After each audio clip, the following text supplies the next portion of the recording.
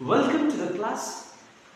The next question is ಎರಡು ಸಂಖ್ಯೆಗಳ ಮೊಸ 2 ಗುಣಿಲೆ 3 ಹಾಗೂ ಲಸ 2 ಗುಣಿಲೆ 3 ಗುಣಿಲೆ 5 ಆದರೆ ಆ ಎರಡು ಸಂಖ್ಯೆಗಳು ಯಾವುವು ಅಂತ ಕೇಳ್ತಿದ್ದಾರೆ.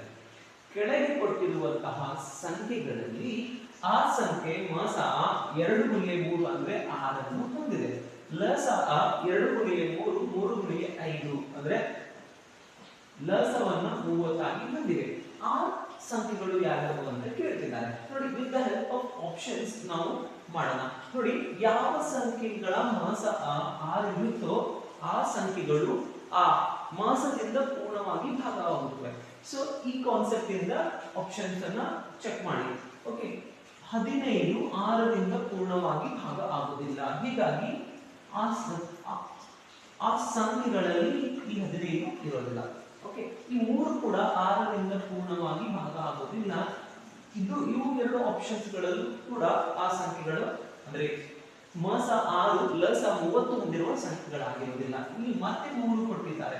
ಈ ಸಂಖ್ಯೆ ಕೂಡ ಆ ಎರಡು ಸಂಖ್ಯೆಗಳು ಆಗಿರಲು ಸಾಧ್ಯವಿಲ್ಲ. 6 ಮತ್ತು 30. ನೋಡಿ, ಈ 6ರಿಂದ ಪೂರ್ಣವಾಗಿ ಭಾಗ ಆಗುತ್ತೆ, ಮತ್ತೆ ಈ 30 ಕೂಡ 6ರಿಂದ ಪೂರ್ಣವಾಗಿ ಭಾಗ ಆಗುತ್ತೆ. ಈ ಎರಡು ಸಂಖ್ಯೆಗಳು ಓಕೆ ಮಾಸ 6 ಮತ್ತೆ ಲಸ 30 ಅನ್ನು ಹೊಂದಿರುವ ಸಂಖ್ಯೆಗಳಾಗಿವೆ. ಓಕೆ, ಹೀಗಾಗಿ ಸರಿಯಾದ ಉತ್ತರ ಡಿ ಆಪ್ಷನ್ ಆಗಿರುತ್ತೆ.